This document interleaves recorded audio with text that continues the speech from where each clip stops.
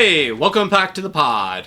And today, Shelby and I are going to bringing you up to date on the latest AI and cybersecurity news. Today, I got a banger of an article for you. It's about OpenAI, and guess what? They're rocking the boat. They're causing more drama in the industry. Now, how could they possibly cause more drama? Let me tell you, my friend. Tell us. So, historically, Nvidia has kind of owned the market for AI, for chips that are optimized for both creating the AI models as well as kind of like the inference, which is kind of the runtime when you ask a query. And my viewpoint on why they're kind of the leader in the market is because they have this great library that's known as CUDA, right? So it's essentially like a software development kit. It just makes it really easy for coders to interface directly with the hardware. So they've spent decades investing on this platform, and building software around CUDA is just really easy. While competitors like primarily kind of AMD, they haven't really built, while they build comparable chips to Nvidia, they haven't really focused on like the ease of use from software developers. And so a lot of these like bleeding edge research projects to help build models and help build them better, because researchers are like just trying to see if it works, they're building it the easiest way possible. So a lot of times it's just like Python scripts interfacing with the kind of like CUDA SDK.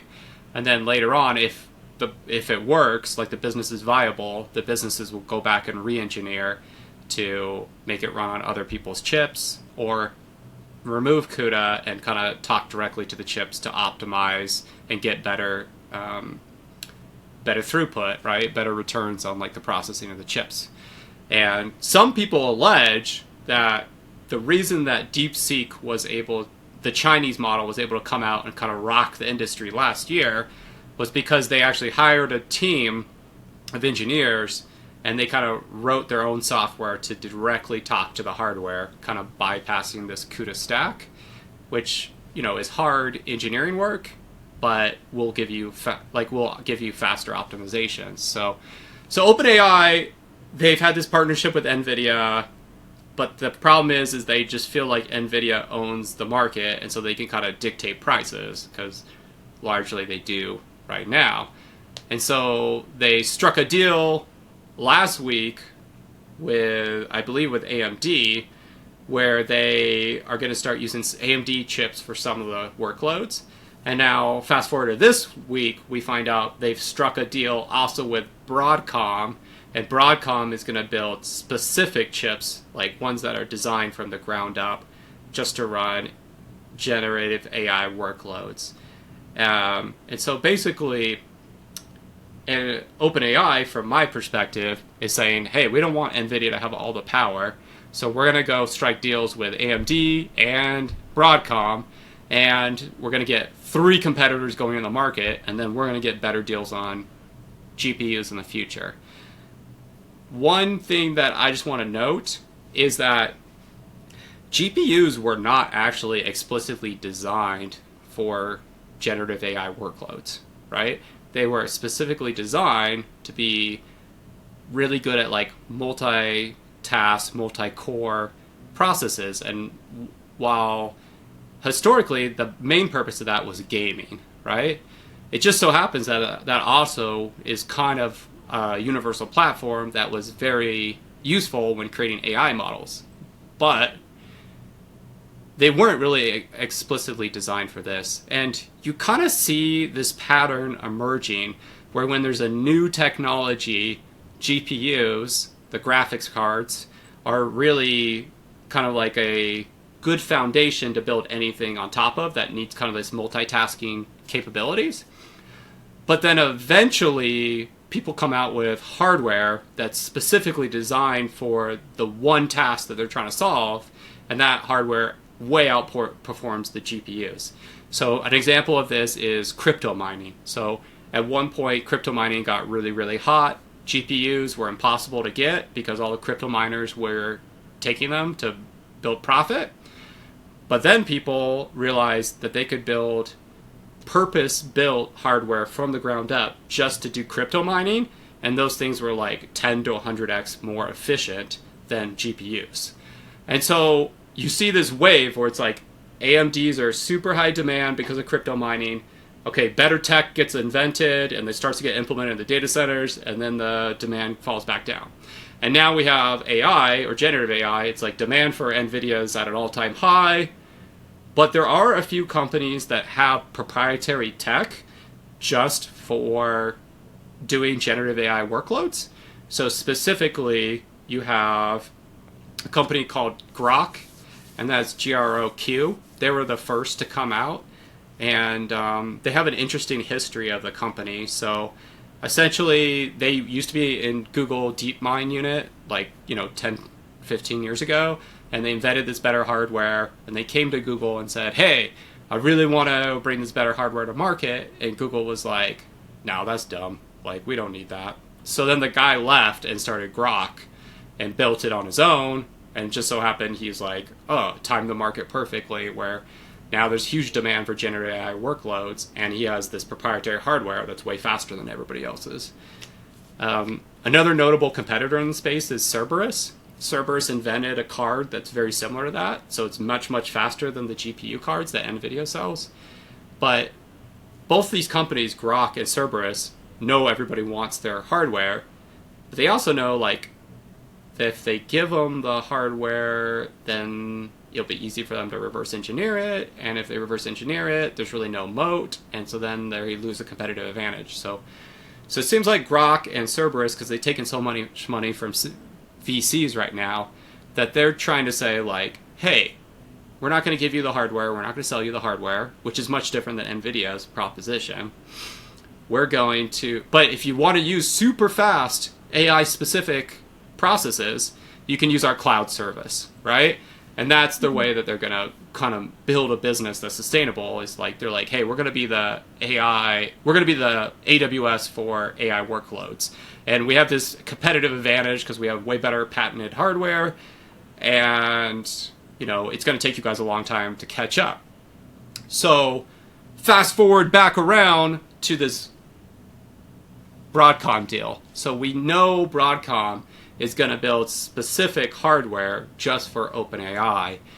And so while there's no mention of this directly in the articles that are public, like, they talk about, the partnerships with AMD and Nvidia and those type of things. I'm just saying, Bryce, Spidey sense, I'll put like a $100 bill down, that what they're actually doing with Broadcom is less building a competitor against Nvidia and AMD, and I bet they're going to build hardware that's specific for generative AI workloads to become a competitor against Cerebras and against Groq hardware. I mean, that's what would make the most sense. Like, if I was Sam Altman, that's what I would do. That's the total play. And Sam, if you're listening to this podcast, and you didn't think of that, you can just steal my idea, right? It's cool. So anyways, it's just interesting, right? Like, I get, getting AMD in the game to lower NVIDIA's basically power in the market. But you don't really need a third to do that. Like, 2 is probably sufficient to execute that. So why would you pull Broadcom in and have them make special chips for you? Well, that's because you probably want something that's even more efficient than a GPU. Something that's going to be on the level of, like, Cerebras and the Groq chips. So there you go. That's my prediction. And you heard it here first, that if this turns out to be totally false, I will rescind it in a future podcast. But that's where my money's at right now, is that they are going to build these chips and try to leapfrog over NVIDIA. And they're using AMD to slow them down, and then they're going to build better chips with Broadcom and leapfrog over to the, like, Cerebras Groq level. So there you go. There's my mostly rumor int, but based on some real article that will be in the show notes down below. All right. Sorry, Shelby. I know that was kind of a rant. That's mostly a rant, less than an article. There was some factual news in there, but No, that was fantastic. You took my mind on a journey. That was great. A journey of how to be an evil CEO. It's like, how do I screw my competitors? How do I make them crash to my will? No, it's fascinating because I don't really follow a lot of the news about like the chip level and the like the processor level. I like when you said that Groq and Cerberus are kind of like the AWS. They're to AI what AWS is to cloud computing, right? Yeah. I imagine that's been going for a few years, right? Has that like taken a bite out of Nvidia's like stronghold so far? Yes and no, right? So, no, it's not really affecting the Nvidia stock right now. But that's because, like, basically, like, you got OpenAI, you got Anthropic, you got whatever, right? Yeah, and then research labs. And they're like, we got to build models yesterday, right? And we got to do these, like, research and turn. So they're like, and we got tons of cash to burn. So, like, let's just buy as much NVIDIA as we possibly can, and then we'll build it in our own data centers, right? So at the same time, though, now you have these, like, tiny little players out there. I mean, you have ChatGPT that's, like, one of the most popular websites on the internet right now. But then you have these tiny players out there, like Groq, Groq, and Cerberus, that have way better hardware than NVIDIA's hardware for these tasks that the labs are trying to execute. But they don't have any capacity. They just have the hardware and the patent, right? And so what they've been doing is just building data centers like crazy. So you could actually check out Cerberus just did a whole walkthrough of their new data center, and it is, I mean, it looks cool, right? And, you know, I don't know about either their business plays. Like, they're trying to build a moat. But I mean, I don't know. I mean, I get where they're coming from. They're like, okay, we don't want to get like knocked off, and like we have like a one-trick pony basically. It is really good and it's high in demand now, but 10 years from now, we got to have something to run the company off of. So, like, I get their perspective there, but I don't know, man. If I was Groq or if I was Cerberus, I would go to one of the people that are not the top labs. So I would go to Meta or I would go to X, right? And I would say, hey, we got tech. It's 10 to 100x better than those NVIDIA chips that you're paying an arm and a leg for, right? How about we do an exclusive deal, you and me? And then us together, we'll leapfrog over Anthropic and OpenAI, right? That, personally, to me, is like the play, because it's like, nobody wants to be like dependent on another company, right? And like, I know that's like part of business and like it's just the way the world works and competition, but like imagine like you're Meta and you're like spending billions of dollars to get like an awesome team together, right? And you already have a bunch of data centers, right? Like, you know, you're not gonna. These people are control freaks, right? So like, they're not going to want to like be at the whim of like a sole provider like a Groq or Cerberus. But I don't know. If I were them, I would probably go to one of them and say, hey, I'll sell you the hardware. You can run it in your own data center, and that will give you the capabilities to leapfrog. But on the flip side, you guys got to be in like a 10-year agreement that you're going to continue to use our cloud service, and you're going to spend X amount per year on the cloud service, and that's going to rise year over year. And that way you could kind of get like a partnership going with one person. The cash infusion from selling them the hardware right now will fuel your ability to build out bigger data centers, which will then fuel your ability to compete with the AWSs of the world and other competitors and outmaneuver them in the cloud space. And I mean, I don't know what their finances look like, and you know, maybe the VCs hate that idea or whatever, right? But I mean, that seems like the obvious play to me if I was a CEO of one of those companies. Is like, I'm going to give one person and sell them the hardware. I'm not going to sell it to anybody else, right? And then I'm going to build my cloud thing. And as I use one cash from A, I'm going to use that to funnel B. And then I'm going to keep growing it. I don't know. I don't know. Anyways, I mean, what you're saying makes sense. You get that exclusive partnership, find ways for you both to grow together. That helps the two people involved, or the two groups. And you get more buy-in, because like, let's say you have like I'm a badass AI researcher and I work at X, right? And how long am I going to stay at X as an individual contributor?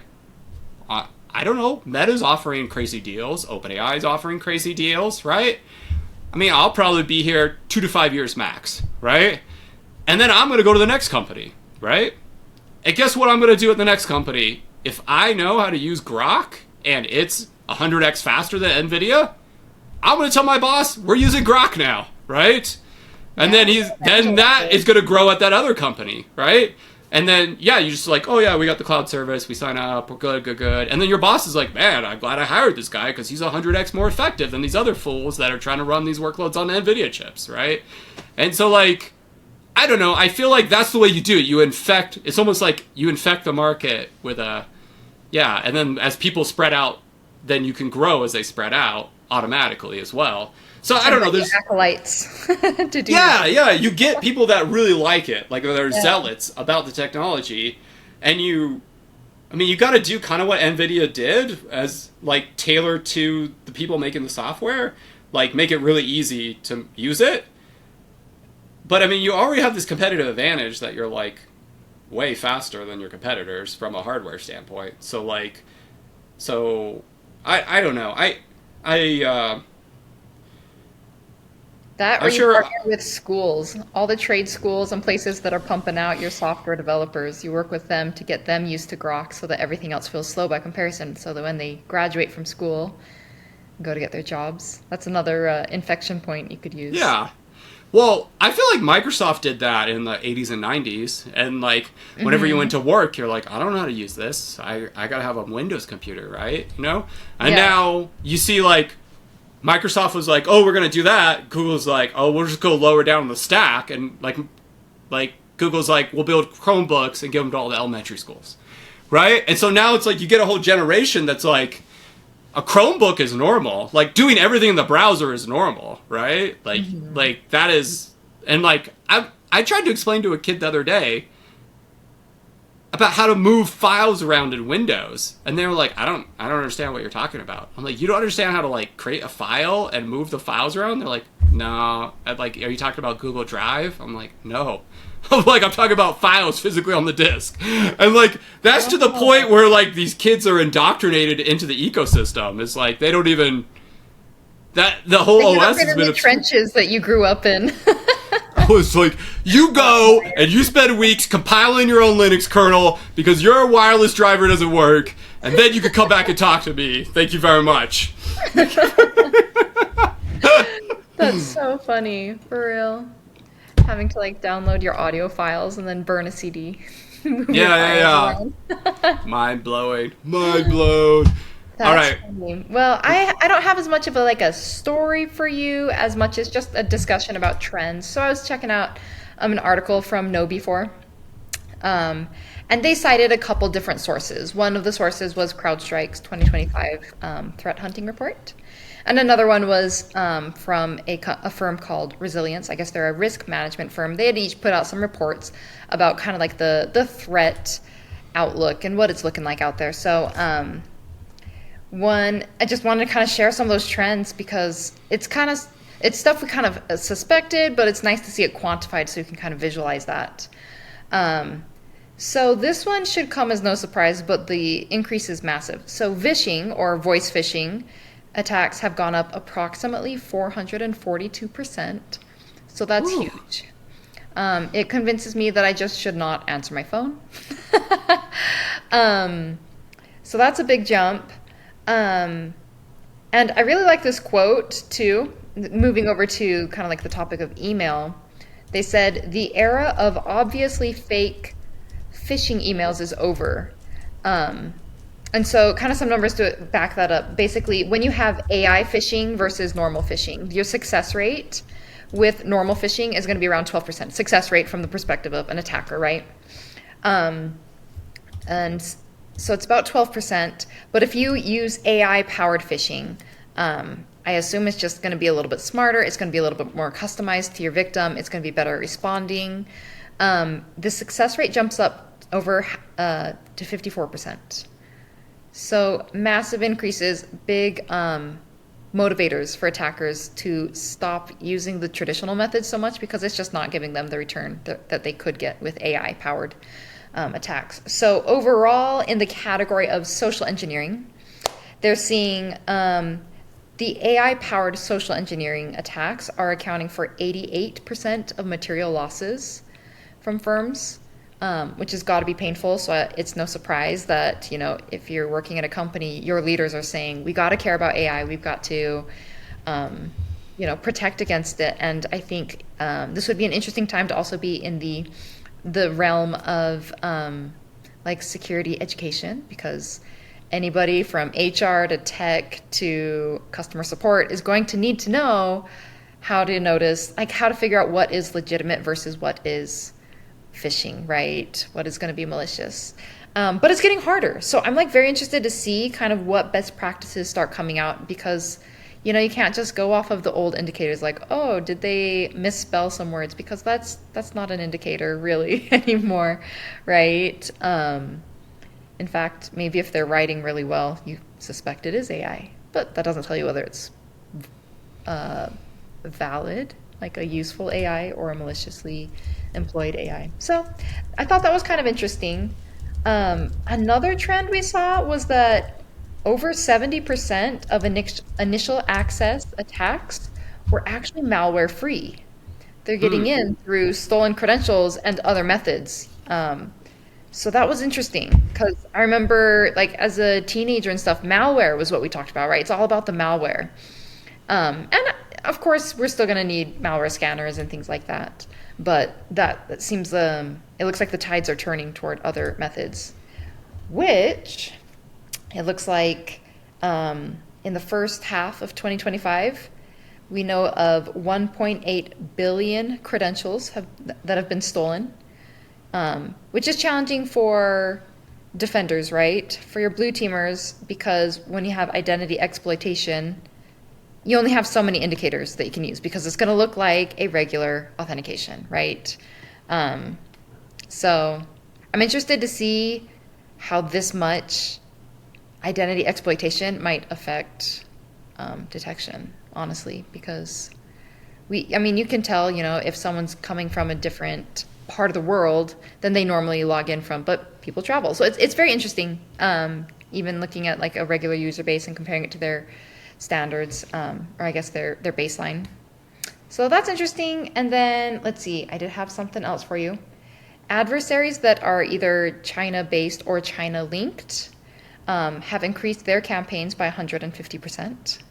And in some sectors, they're seeing targeted attacks up 300%. So basically, this looks good if you're like looking at it like stocks. Like it's all going up. It all just seems to be uphill. Okay, so how do I invest in cybercrime, Shelby? That's what I want to know. What stock ticker is the cybercrime stock ticker? No, I guess joking. I'm just saying, like, you're looking I need to get into that EFT. Time and value of money. It's like all going up, right? It's just expensive. And then you've got this interesting trend also. So you as a company, you're trying to protect yourself, that like ransomware is a huge deal, right? It's still going strong. And so you take out an insurance policy, because if you have a major breach, depending on the kind of data you have, that could get very expensive very fast, right? So a lot of companies will buy insurance policies against ransomware. However, we're seeing in more cases that attackers are choosing their victims and the extortion amount based on the policies that they hold. So they'll look up how much your company is covered for and ask for something a little lower than that. And so they're using it as a roadmap, which is so backward. But yeah, a sad unintended consequence, I guess, of having an insurance policy for ransomware is that you actually become more of a target because you've got more to pay out. So that's wild too. Got a great idea right now. Okay. Let me lay it on you. Okay. We start a business, you and me. Don't tell nobody. Okay. Except for everyone listening to the podcast. And we sell on our website cyber insurance. But here's the catch, Shelby. We are a cyber insurance honeypot company. And so what we do is we make it easy for attackers to hack us, and then the data we say that your insurance policy is much lower than what attackers would even bother doing. And then we make your competitors much higher, regardless of what they have going on. So that way, we shift the landscape so that they go after your competitors instead of after you, and you pay us our monthly service fee. It's a foolproof plan, Shelby. Foolproof plan. It is ransomware inception. We just go around in this loop. Every time they get one layer deep, we're going deeper. We're going deeper. We're going to see their minds. We're going to see their data. Where's the spinning top going to stop? You know what I'm talking about? How many layers deep can you go? Too funny. Anyways, that's a thinker for you. All right, you. we won't tell anyone so that they know to trust our data. They won't know it's a honeypot. Yes, please come hack. Don't, whatever you do, don't hack our cyber insurance company. We'll leave SMTP open or something. Yeah, please don't try admin on our login portal. It will never work. That would be terrible.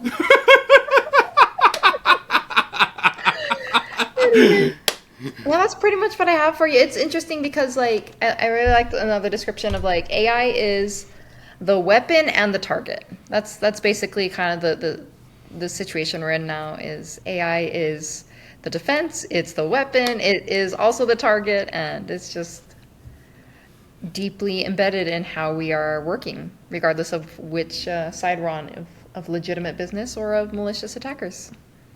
So you said some really interesting stuff, which is, like, one thing that you said is the emails historically had, like, all these spellings in them, mistakes, but now they're, like, almost too good. I was actually, like, one night, I was hanging out, like, reading through, like, a Reddit SEO forum, and I guess the latest thing with some of these people that they build website, they'll, like, go figure out what search terms are, they'll try to get their website or their clients' websites at the top. And some of the ways they do that is by creating content or blogs, and then they were talking about how they use AI for them. But then they're also talking about how Google is figuring out that they're using AI and then de-ranking their content. And so then one of the techniques that they were using to get ranked back up is they were intentionally going through the well-written articles and inserting grammatical errors. Because then Google's SEO engine would think, oh, this must be a human again, and rank it back up to where it wants to be on the search results. That's so crummy. I wish they would just, like, take out duplicate information. You know, because I've read those AI articles, and you're reading, and you're like, didn't we just mention that? Or, like, it just kind of repeats itself with different words, and I'm like, I don't think this was actually written by a person because this is junk. Yeah. If they could just improve the quality of the content, that would be better. But I guess grammar errors will be just as fast. Yeah, man, it's a tough game. So wild. Speaking of a tough game, man. So imagine that you're a tech student and you're graduating from college, right? So you're 22 to 25, and you just graduated. Well, a recent study from Stanford says that job opportunities for people majoring in like kind of like tech majors, like computer science and things like that, that they've dropped by 13% since the rise of generative AI. So basically a lot of the entry-level jobs, there's just not as many openings as there was previously. And then another part of the article just really talks about how the people coming out of college don't really know the generative AI technologies, and employers are expecting them to know it, right? And so, what do you think, Shelby? Is AI killing the next generation of cyber defenders, or what's your take on this? It seems like it is coming in kind of sideways because there's always an adjustment period, right? Because looking back in time, we can say, oh yeah, this period of technology was kind of focused on these technologies, and then these ones, and then this one's invented, and right. But when you're in that transition point, it does seem to kind of mess up some people, right? They've invested their career, or I guess their education, in a certain area, and then hopefully it's like still compatible with what they want to do for most people. But like I've heard of this even in like I don't remember if it was you or someone else was telling me that like law students are having a hard time getting internships because their work is being replaced by AI because it's just as fast and easier. But it's interesting because right, like you said, we're going to have this gap because you've got your experienced people who already understand the field. You have these new people who are learning the field, But then it's like whoever can learn the AI fastest is going to get the job, right?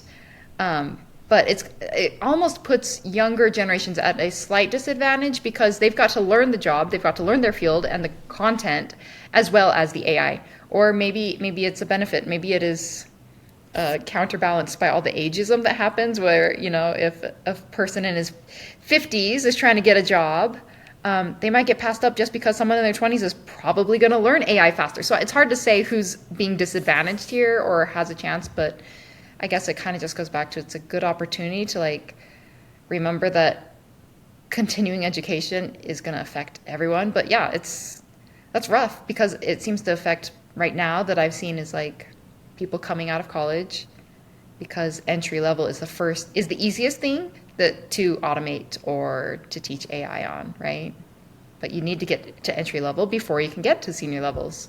So I'm interested to see, are we like creating a bubble, like a gap behind us, or I don't know, of like talent, right? Like a little vacuum of talent, because if you stop hiring new people, you're going to need to keep resupplying. People don't work forever, right?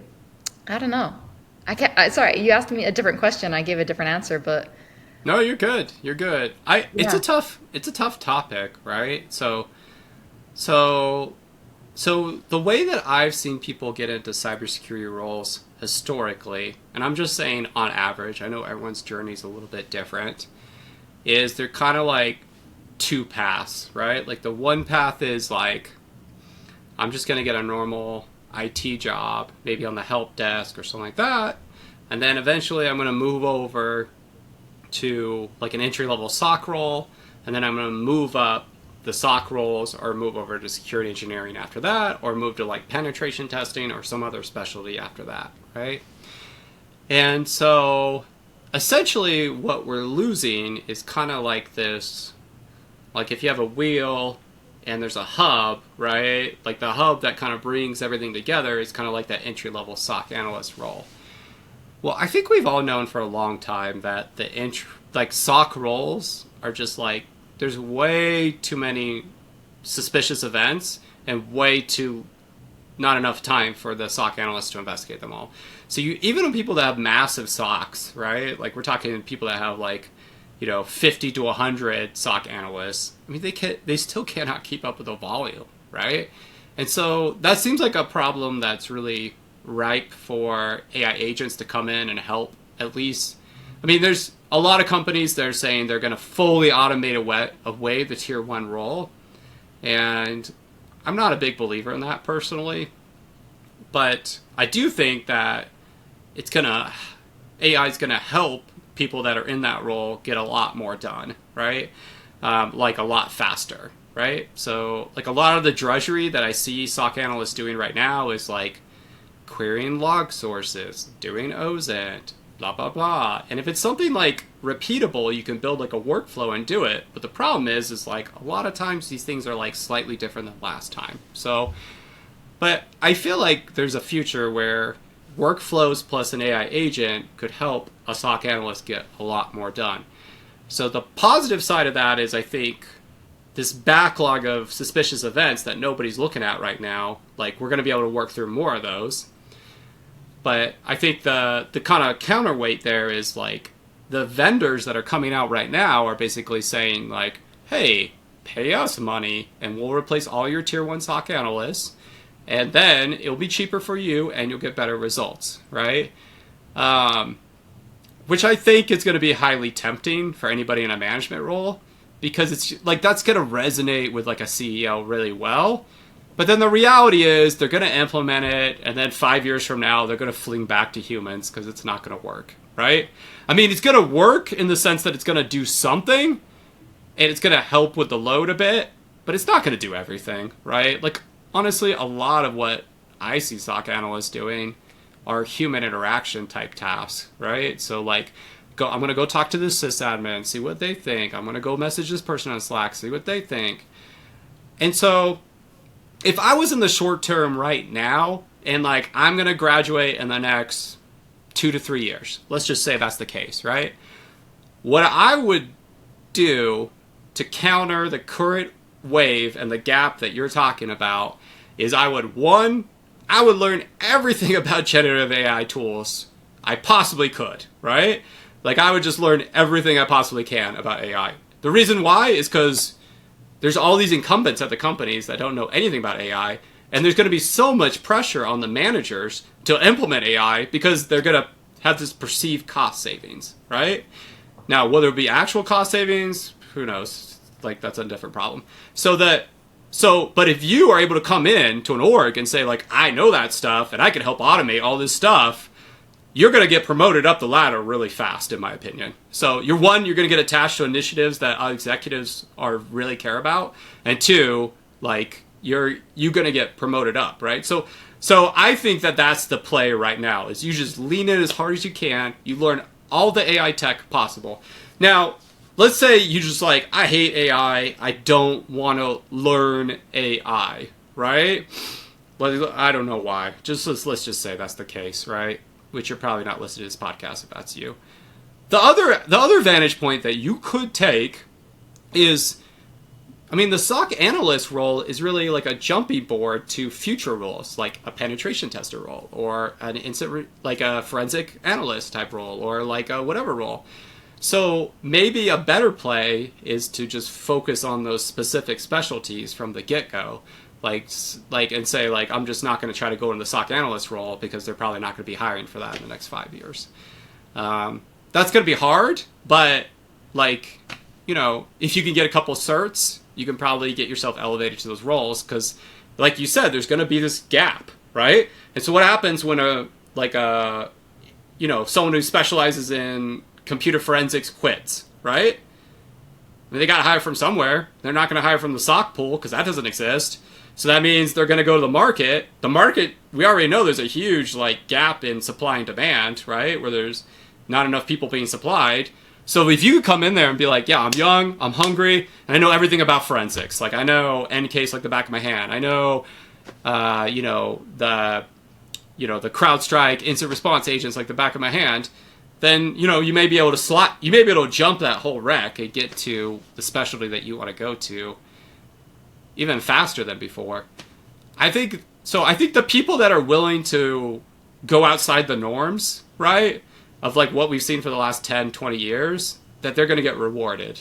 And then the people that are like, oh, I'm just going to go down that tried and true path, it's going to be bumpy, man. The tried and true path is not going to exist in the next 5 years. So, and I think eventually there'll be a rectification. Like, I think everyone will implement the AI agents, realize, okay, they're really good at taking away this part of the work, but then they have all this other work left, and then we need humans to do that.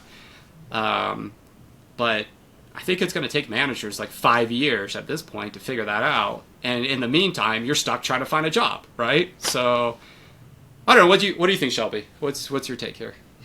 It reminded me back to school where, they'd give practical advice on how to strategize your skill set and become hireable and stuff like that, right?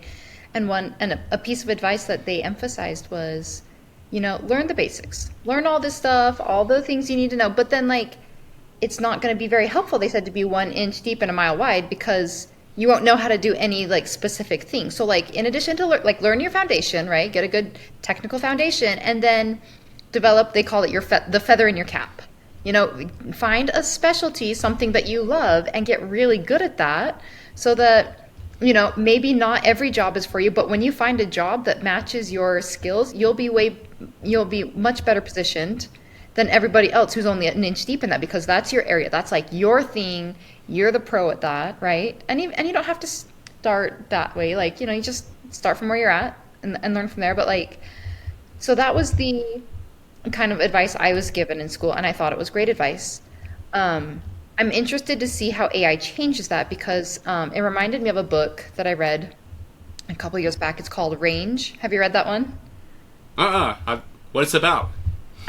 So it's written by a guy named David Epstein, and it's about the idea of like the traditional idea of like specialized versus generalized. Because for so long, generalization was kind of looked down on because everyone kind of has general knowledge, right? And so like you specialize and then you have a value to add, and because you know that thing, you're the SME. And this book challenged that idea by saying, people who have a broad range of skills and are generalists are actually going to be able to put together like cohese ideas that specialists miss because they're so narrowly focused. You know, the people that say like, oh yeah, general education in college is just a waste of time. Why would a chemist need to know about technology or vice versa, right? Like, but they're challenging that idea and saying that people who understand concepts across a broad range of topics can apply them in different ways. And one example that was really cool, I don't remember a lot about the book, but one example of this was um, I think it was in the medical field. I think the patient had like cancer or something like that, and it was, I don't remember the details. Someone who's read the book more recently can tell me, but basically like they had to figure out how to get chemo or whatever treatment it was into like a very specific spot, but they couldn't access it directly. Like they could only do a little bit, and it was like a history buff or someone who was like, oh, what about this attempt? And they suggested like instead of just doing like the full assault type, I'm just using metaphors because I don't know how to explain it in medical terms, of course. But like basically instead of doing full out assault on like the affected area and trying to blast that cancer there, because that's not an option in this case because it's not accessible. He's like, what if you do this other thing like that, the attack of such and such historical battle, where you send in troops from all sorts of different places and have them converge because you've got narrow choke points in every direction. You can't send your whole legion in at once to attack, but you can trickle them in from all sorts of places. And it was a really cool anecdote that showed that as something as disparate as history and medicine was able to come up with a revolutionary technique for solving a problem that the specialists couldn't figure out because they applied a history lesson, or like an example from a history lesson, and they were able to like save that patient or something like that because they used this totally different approach.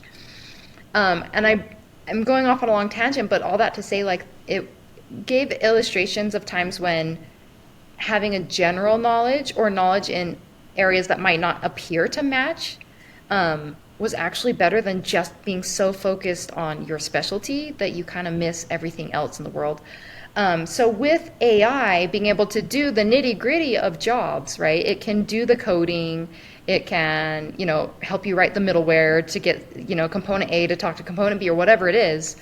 If you can have the AI do the nitty gritty instead of learning all those details as your specialty, like taking a more generalized approach and having a creative mindset for how to solve problems, I think it's hard to teach, it's hard to grade, but I think that might be a skill that people who utilize AI well probably have.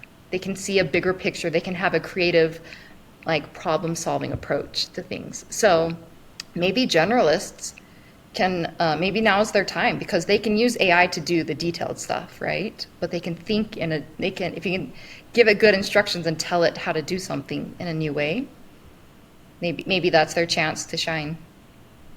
Yeah, that's a great perspective, Shelby. Thanks for sharing that. I feel like, yeah, I strongly agree with a lot of the things you said. And the thing that I kind of struggle with, because a lot of times in workplaces, I feel like the individuals that excel the most are the ones that can identify clear problems and come up with a strategy to implement a solution, right? Like come up with a solution and a strategy to get it implemented, right? And I feel like a lot of times, like those that end up being like the people that everybody remembers, they end up making a lot of positive changes at the organization, and they end up improving a lot of efficiencies. But the problem is like when you go in for a job interview, like how do you interview for that? Like what do you possibly ask someone to see, like, can this dude, like, or person, can this person find problems and come up with effective strategies to implement solutions for them? Like, it's just, like, I just feel like the interview process is, like, not designed to give you the candidates that actually would be most effective in the job roles. And I know that's not always the case. It depends on the job role, and it depends on the company, and things like a lot of different factors. But I don't know. There's just like some things that are like almost intangibles that you want the person you're hiring to have. That like there's it's really hard to figure out if the person actually is going to be able to execute it. I don't know. Do you have any thoughts on that? Like, is there ways that you think job interviews are going to morph over the next decade to kind of give, like, if AIs are going to do all the specifics and what you really need is someone who's like a critical thinker and a problem solver. I mean, I know like some of the tech companies do those like, you have a matchbook and you need to build an Eiffel Tower. How are you going to do that type thing? Those aren't like real, right? Like those things always like infuriate me because I'm like, I don't care. Like I don't care about your matchbook problem or like your candle from both end problem. Like I like one, I'm never going to run into that problem in a workplace, and two, like me being able to solve a riddle and me being able to solve like an actual workplace problem. My opinion, those are two different skill sets. Like riddles and human complex ecosystems, org charts.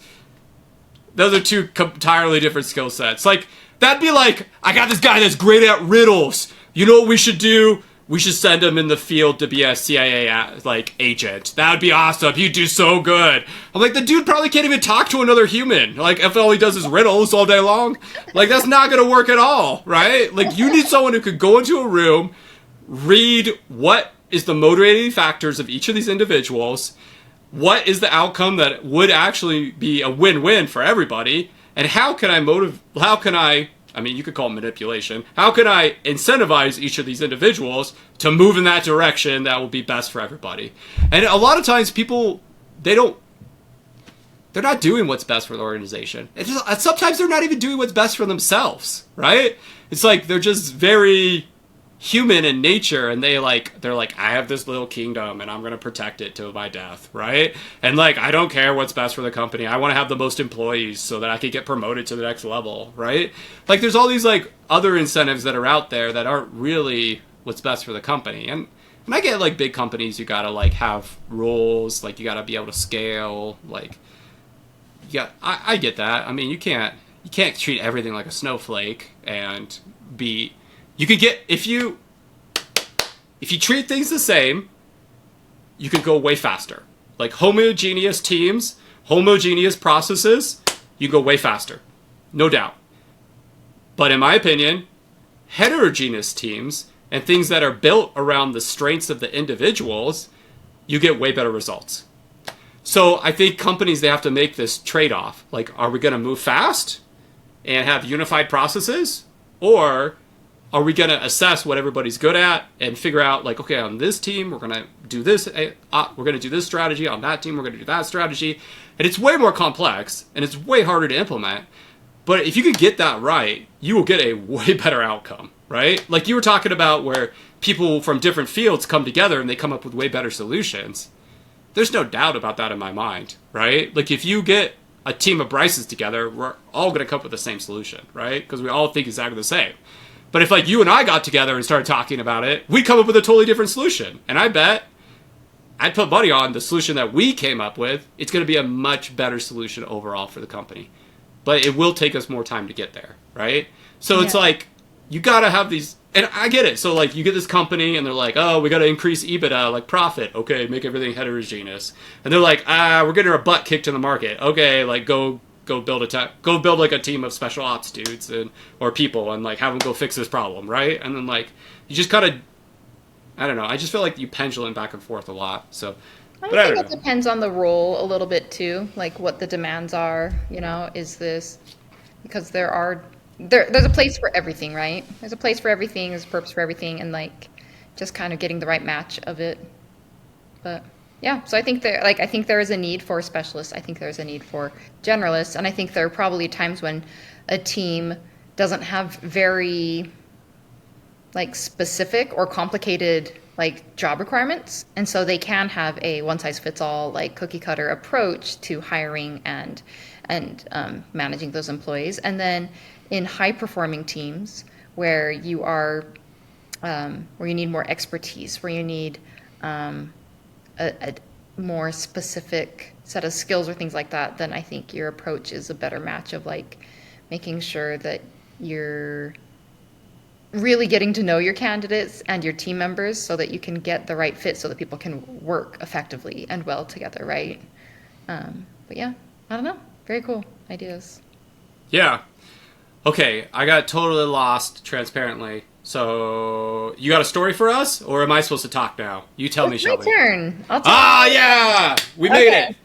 We made it through Bryce rants. Okay, great. What you got for us, Shelby? Fun. Let us on good discussion. So, Google's DeepMind, they made an AI tool for detecting and repairing software. It's called CodeMender, and we're starting to learn a little bit more about it. So, I can tell you a little bit of what I know. Basically, the idea is it's supposed to help open source software projects find and fix secure like vulnerabilities before they get pushed live, right? And it's not doing anything that at least to my understanding, it's not doing anything that's totally groundbreaking. You know, it's doing fuzzing, it's doing static analysis, it's doing differential testing. These are great things, right? These are basics. And what it is doing is, I think it's speeding things up. So Google was clear that this is not really meant to replace humans. That's not the objective here, but they do hope that it will be a helpful agent for expanding how many vulnerabilities we can find and address. So that I think it's kind of like reducing our blind spots, right? And so it can loop in human like code reviewers and things like that, but it is an aid in this process that's really helping things out. So CodeMender, so far, I don't think it's like released for wide developer use yet. It sounds like they're going to they want to expand their testing, make sure they really understand, like feel comfortable with it, that it's well tuned and vetted before they release it for wider use. But it is both reactive and proactive. So far, they fixed, as the time that this article was written, they've probably found more since, but 72 security fixes, which didn't sound like a very big number to me, but then they mentioned that some of the fixes were like really big fixes. And I believe these are in like partner open source projects that they've got or something. So like when I say really big, I think the biggest fix they made was 4.5 million lines of code. So it is doing some big lifting here, it sounds like. And then just other similar news while we're on the topic of Google and DeepMind, they have recently revised their secure AI framework, and they have launched a reward program for reporting vulnerabilities that are AI specific. So that is CodeMender for you. I'm excited to see where this takes us. And one of my first thoughts was like, I hope it's not just like a code scanner, because you know how you scan your code and you can get a ton of hits, and it's hard to sort through the false positives versus the true positives, low impact stuff versus stuff you really can't ignore. But I think that's where the AI comes in, of making intelligent decisions of like what to bubble up to the top, what is really an issue versus a false flag. So yeah, curious to see how this goes. I'm excited for it. Yeah, it's an exciting time to live. And while I haven't had a chance to dive into CodeMender yet, I know that at DEF CON this summer, they had the conclusion to the AI Cyber Challenge, which is DARPA's challenge. And they had, I don't know, maybe about 8+ teams competing in that challenge. And it sounds very similar to CodeMender in the sense that essentially they provided the teams with access to a Git repo, right? And then the Git repos were public software, right? Like open source software. But then they had actually modified the software to insert vulnerabilities into it, right?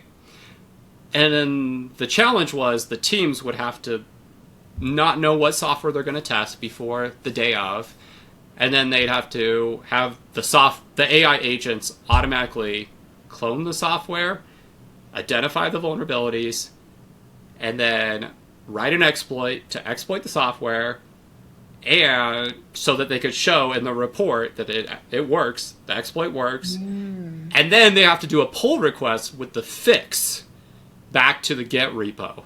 And then in the pull request, they have to put, like, here's the exploit and here's steps to reproduce. So they have to do that all autonomously.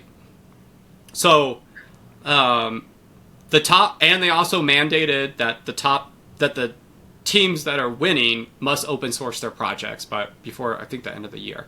And I think all three of the top three have open sourced them now. So you can go to the GitHub repos and look at their code base. So extremely interesting. Sounds very similar to CodeMend. But of note is that the winning team, and I don't know, maybe some of the other teams had the same thing, but the winning team wasn't allowed to release their source code at DEF CON because their product was so good that it was finding vulnerabilities in the code that were legitimate vulnerabilities, but were not inserted as part of the competition. So they're finding vulnerabilities in just like the straight up source code, which are essentially O-days. Woo-hoo! And so they were like, we got to notify the vendors and have them actually like implement these patches before we're going to release the code because we don't want someone to be able to reproduce these results. So I believe they have released their code now, but it's just kind of funny. Like, I mean, that's cool. Basically what CodeMender's doing, right? They just, they weren't really expecting that. So they just needed a way to like baseline all of them to see who's the winner, right? So wow. Yeah. I'm equal parts really excited because that is really cool, as well as a little bit sad to hear that my job is actually just dissolving. It's disappearing. Well, like I really don't feel that way. So what I feel like is the monotony of the jobs is gonna get abstracted, right? Like no longer are we gonna have to go through and do like a code review and run like a static code analyzer, have a million false positives, and spend 2 weeks trying to figure out which of those are false positives and which aren't, right? So that's the part I'm excited about. I'm also excited about smaller companies that like currently cannot afford cybersecurity getting some of the capabilities that large companies have had for a long time, right? Or like open source projects that don't have any funding. It's just like 3 dudes in the basement and everybody's importing their library for whatever reason, right? Like they're going to get some security love. So like if you're an expert in code review and now you got to compete with an AI, that kind of sucks, right?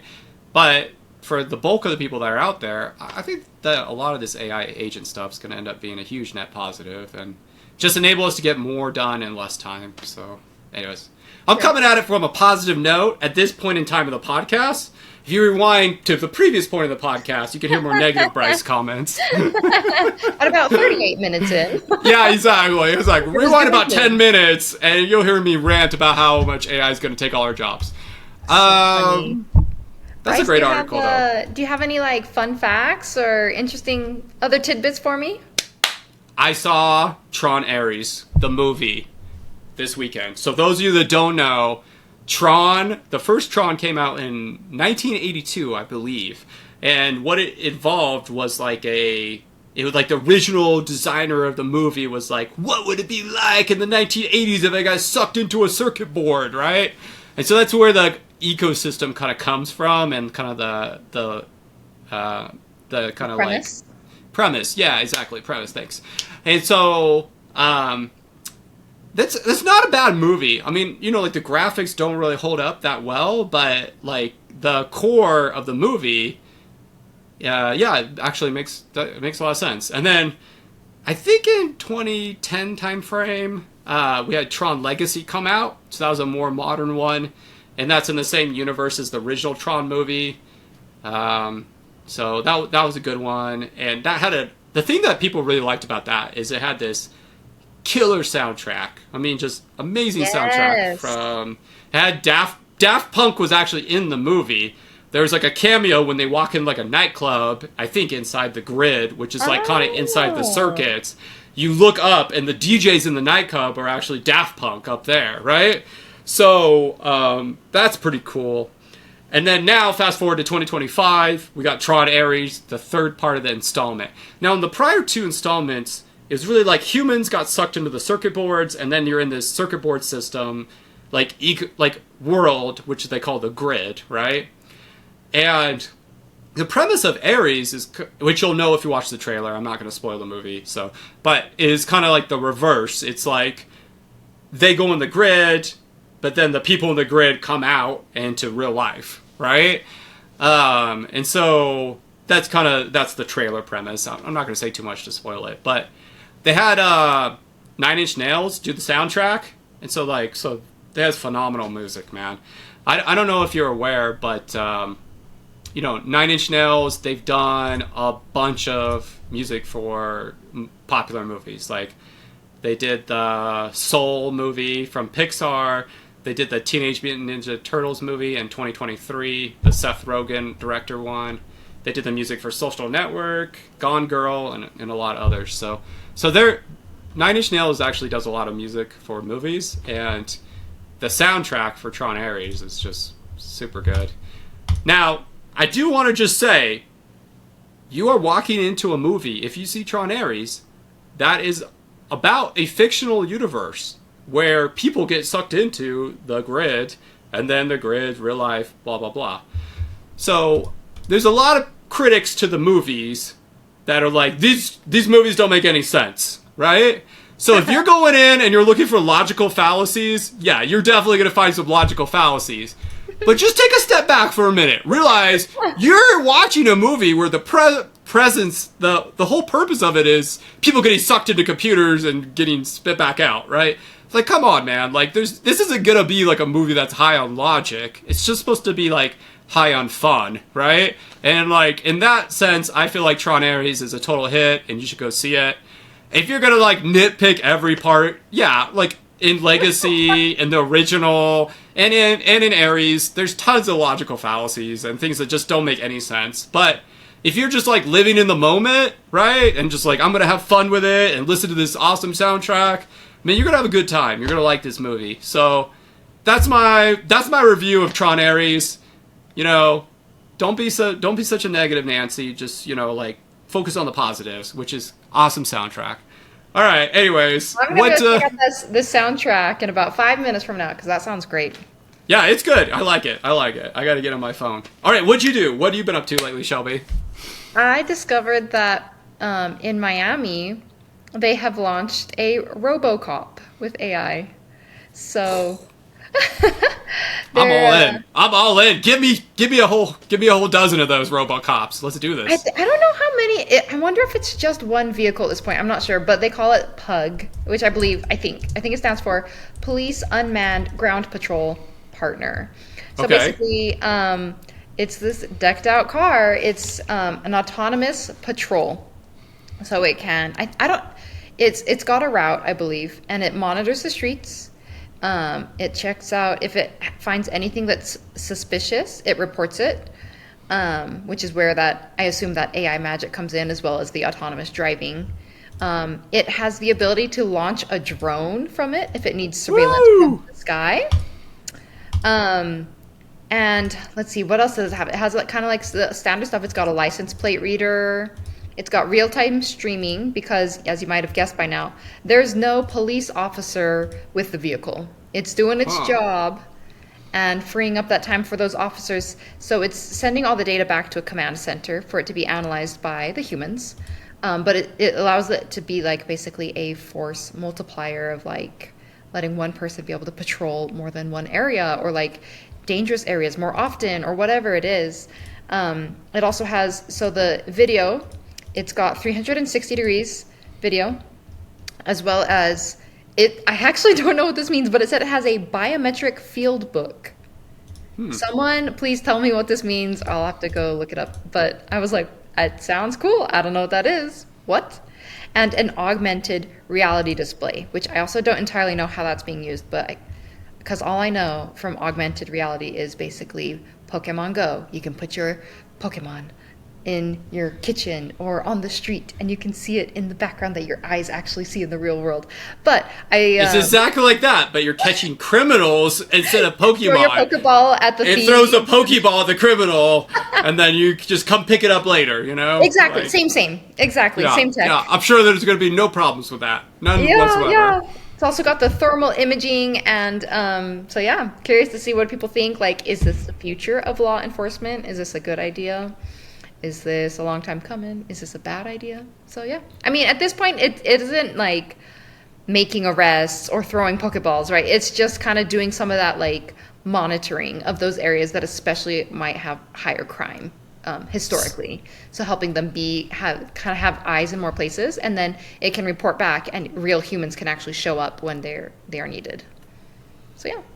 Okay, so like because I like technology, I love this idea, right? I also like the fact that you could send a vehicle into a neighborhood that maybe wouldn't be the safest for a police officer to go into, right? And you could probably like prior assess the situation before you send a human life into it, right? So like, and you could come prepared, right? Like if something's going on in a neighborhood and you need to go into the neighborhood and you're like, okay, this isn't like a one officer thing. We need like a team to go in or whatever. So I like those things. The thing that I don't really understand about this, which I'm not saying if I was the police department, I would totally build and buy this thing because it's cool, right? What is the strategic advantage of the vehicle over just sending a drone into the area? What is the vehicle going to be able to do that a drone in the air would be unable to do? That's the part where like, yeah, go ahead, Shelby. Yeah. I don't know a ton about drones, but don't they have a pretty limited life, like battery life? Like to fly a drone is a little bit noisy, so it might be disruptive for people.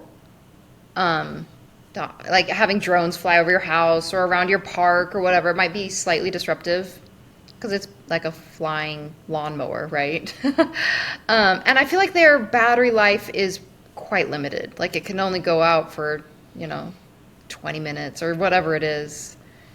But you bring up a good point. Drones can do a lot, right? They can see a lot.